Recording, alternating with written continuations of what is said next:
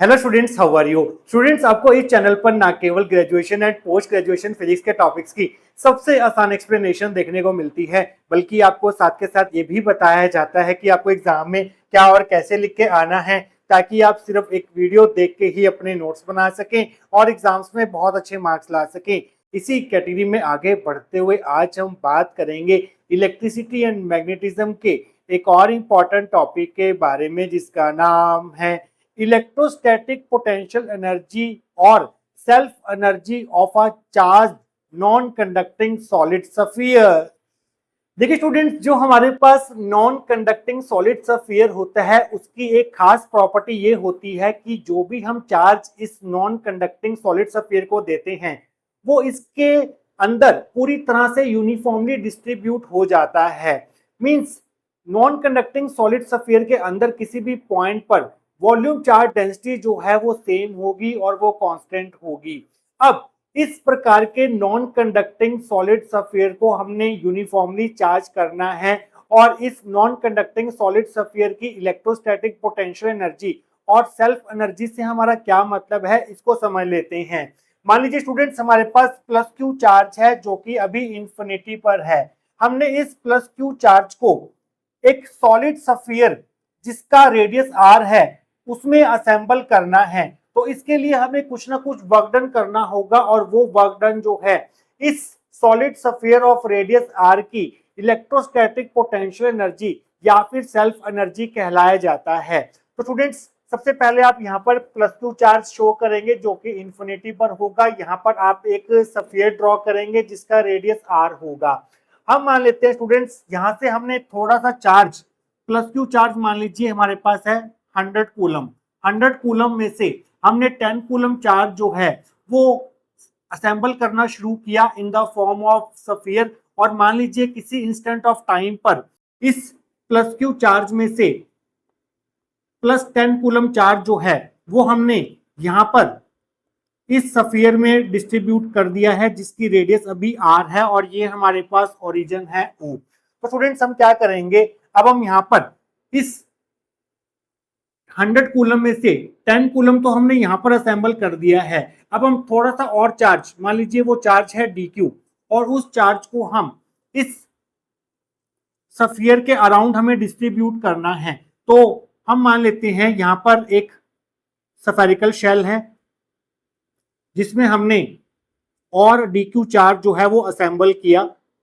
ये हमारे पास शेल है और इस शेल का जो थिकनेस है वो हमारे पास डी आर है। मीन्स ये जो थिकनेस आप देख रहे हैं ये हमारे पास डी आर है।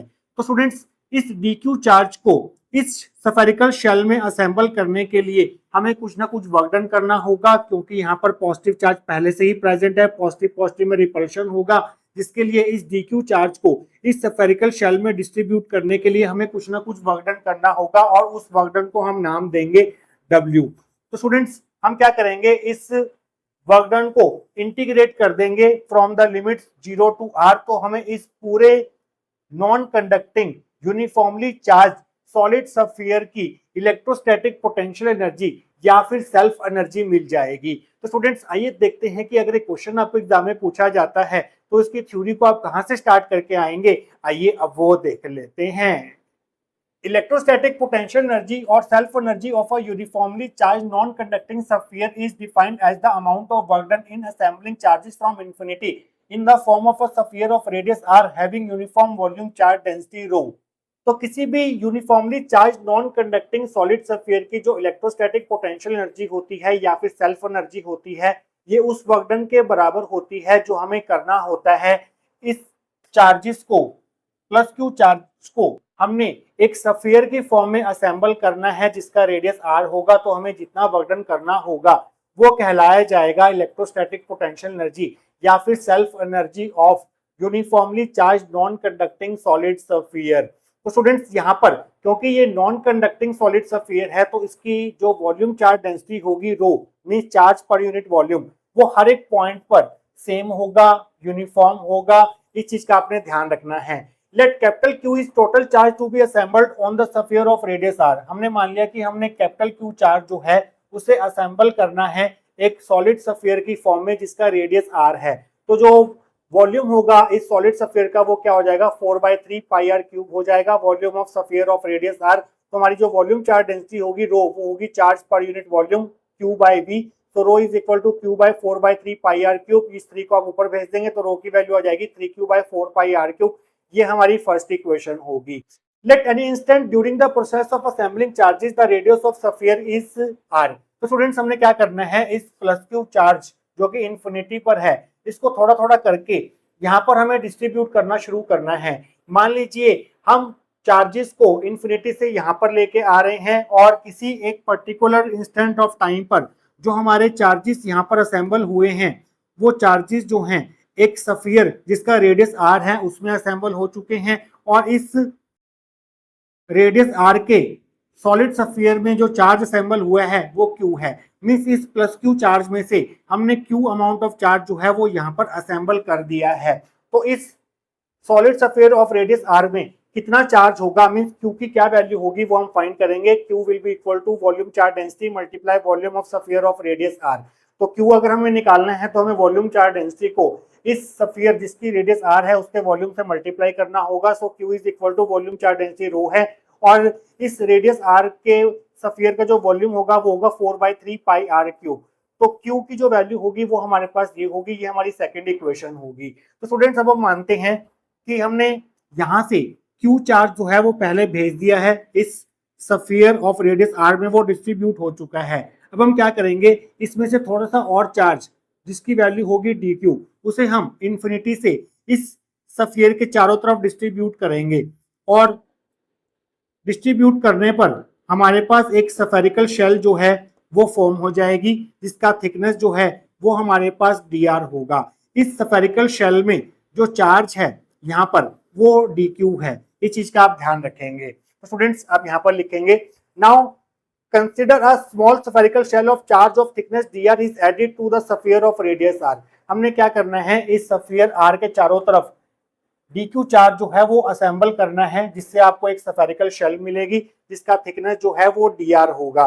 Then charge content in the small spherical shell dq, तो dq जो है small spherical shell charge contain करेगी, और उसे हम कैसे निकालेंगे, सेम इसी फॉर्मूला से निकालेंगे जो कि होगा volume charge density rho multiply volume of small spherical shell of thickness dr। तो अगर आपको dq निकालना है तो आपको क्या करना होगा, वॉल्यूम चार्ज डेंसिटी को इस स्फेरिकल शेल के वॉल्यूम से मल्टीप्लाई करना होगा। So dq will be equal to volume charge density rho है। इस स्फेरिकल शेल का जो वॉल्यूम होगा वो किसके बराबर होगा, surface area of spherical shell जो कि है 4 pi are square multiply thickness of spherical shell जो कि है dr। तो ये जो टर्म है, ये जो टर्म है आपको दिख रही है 4 पाई आर स्क्वायर dr, ये volume of small spherical shell of thickness dr को रिप्रेजेंट कर रहा है। तो स्टूडेंट्स हम यहां तक पहुंच चुके हैं, इसके आगे की डेरिवेशन हम करेंगे नेक्स्ट सेक्शन के अंदर।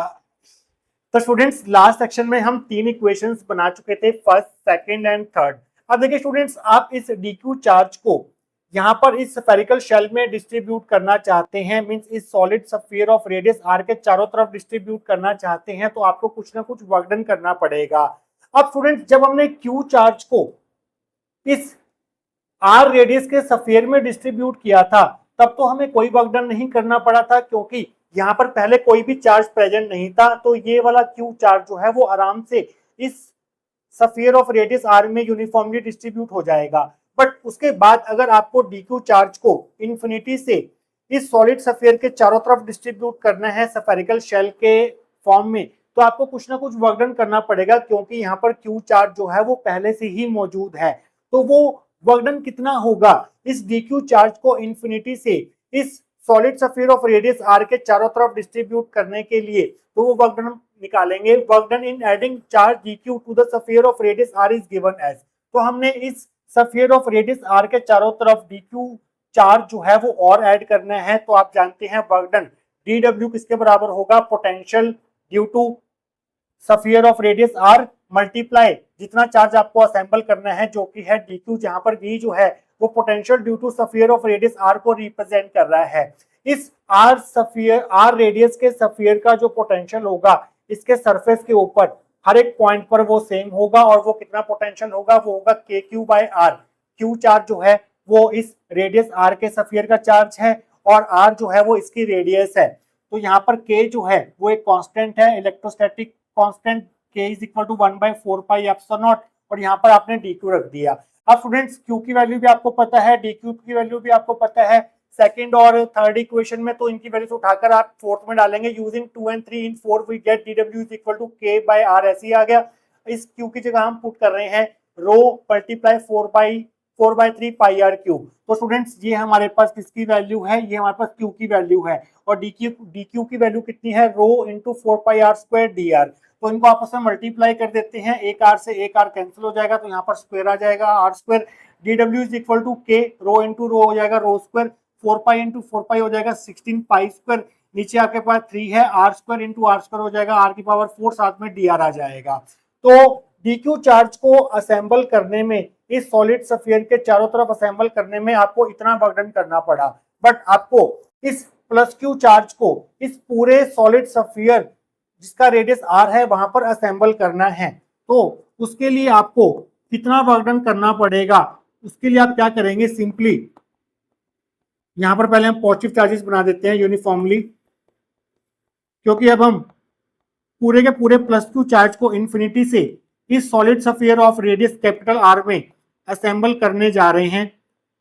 और ऐसा करने के लिए आपको जो वर्क करना पड़ेगा वो कितना होगा, आपको सिंपली इसको इंटीग्रेट करना होगा, कहां से कहां तक, फ्रॉम लिमिट्स 0 to r तक। तो स्टूडेंट्स नेक्स्ट लाइन में आप लिखेंगे total work in assembling charge q on the sphere of radius r is given by. अब हमने प्लस क्यू चार्ज को इस solid sphere of radius r में यूनिफॉर्मली असेंबल करना है, तो उसके लिए जो वर्क होगा w वो हुआ integration of dw, that is integration of k rho square 16 pi square by 3 r की पावर 4 dr, और लिमिट जो है वो यहाँ पर 0 से लेके कैपिटल R तक होंगी। तो यहाँ पर W इज इक्वल टू जो कांस्टेंट टर्म्स है वो बाहर ले लीजिए, k rho square 16 pi square by 3 constant है, अंदर आ जाएगा इंटीग्रेशन 0 to r, r की पावर 4 dr, r की पावर 4 का इंटीग्रेशन हो जाएगा r की पावर 5/5, लिमिट्स आ जाएंगी 0 to r यहाँ पर, और बाहर वाली टर्म जो है वो सेम रहेंगी। लिमिट्स पुट करेंगे, पहले स्मॉल r की जगह कैपिटल R पुट करेंगे, r की पावर 5/5 हो जाएगा, फिर स्मॉल r की जगह 0 पुट करेंगे तो ये -0/5 हो जाएगा। -0/5 को हम यहाँ से हटा देते हैं, तो सिंपली ये हमारे पास होगी फिफ्थ इक्वेशन। अब हम क्या करते हैं, यहाँ पर रो की वैल्यू पुट कर देते हैं। रो की वैल्यू हमने फर्स्ट इक्वेशन में लिखी हुई है, using 1 in 5 we get W is equal to k/3 लिखा, यहाँ पर रो की वैल्यू पुट की 3q/4πr3, ऊपर स्क्वायर है तो स्क्वायर लगा दिया, 16 pi square as it is, r की पावर 5/5 एज इट इज आएगा। इसमें प्रेजेंट हर एक टर्म का आप स्क्वायर करेंगे तो ये बनेगा k/3 as it is, 3q का स्क्वायर हो जाएगा 9q स्क्वायर, और 4π का स्क्वायर 16 पाई स्क्वायर, r की पावर 3 का स्क्वायर हो जाएगा r की power 6 multiply 16 pi square, r की पावर 5/5। तो स्टूडेंट्स यहाँ पर जो टर्म्स कैंसिल हो रही है उन्हें कैंसिल कीजिए, जैसे ये कैंसिल हो जाएगा, r की पावर 5 से r की पावर 6 कैंसिल होगा तो एक r रह जाएगा यहाँ पर, और यहाँ पर हमारे पास 3 से 9 कैंसिल हो जाएगा, सो w इज इक्वल टू क्या जाएगा, 3k/5r रह जाएगा यहाँ पर। यहाँ पर अगर हम k की वैल्यू पुट कर दें 1/4πε0, तो ये बन जाएगा w is equal to 3/5r, 1/4πε0 q square, 4 5 या 20 हो जाएगा, सो ये बन जाएगा w is equal to 3q²/20πε0r। तो स्टूडेंट्स ये जो आपका वर्क डन हुआ है प्लस क्यू चार्ज को solid sphere of radius r में असेंबल करने का, वही इस सॉलिड सफियर r का इलेक्ट्रोस्टैटिक पोटेंशियल एनर्जी या फिर सेल्फ एनर्जी कहलाया जाएगा। तो स्टूडेंट्स लास्ट में आप लाइन लिखेंगे, this work done in assembling the charge q will be stored as electrostatic potential energy और self energy of uniformly charged non-conducting sphere। तो ये जो आपका वर्क डन हुआ है इस प्लस क्यू चार्ज को इस solid sphere of radius r में असेंबल करने का, वही कहलाया जाता है इलेक्ट्रोस्टैटिक पोटेंशियल एनर्जी या फिर सेल्फ एनर्जी, किसकी, uniformly charge non conducting sphere की। ये यहाँ पर नॉन कंडक्टिंग सफियर क्यों है, क्योंकि जो हमने प्लस क्यू चार्ज दिया है वो इसके अंदर पूरी तरह से यूनिफॉर्मली डिस्ट्रीब्यूट हो चुका है, और जो हमारी इलेक्ट्रोस्टैटिक पोटेंशियल एनर्जी होती है उसे हम यू से डिनोट करते हैं, और यू की वैल्यू क्या होगी, या तो आप इस फॉर्म में लिख दो 3k/5r, या फिर आप यू को ऐसे भी लिख सकते हैं, k की वैल्यू 1/4πε0 पुट करने के बाद इस तरह से भी लिख सकते हैं 3q²/20πε0r। तो ये क्वेश्चन जो है आपको ड्राइव करने को पूछा जा सकता है एग्जाम में, और एमसीक्यू फॉर्म में भी पूछा जा सकता है कि what is the electrostatic potential energy या फिर self energy of uniformly charge non conducting solid affair. तो ऑप्शन में आपका ये भी हो सकता है और इस फॉर्म में भी आपका ऑप्शन दिया हो सकता है। तो स्टूडेंट्स ये था आपका आज का टॉपिक। आई होप आपको आज का टॉपिक जो है वो अच्छे से क्लियर हुआ होगा। मिलेंगे किसी और important topic related to electricity and magnetism के साथ। Till then take care.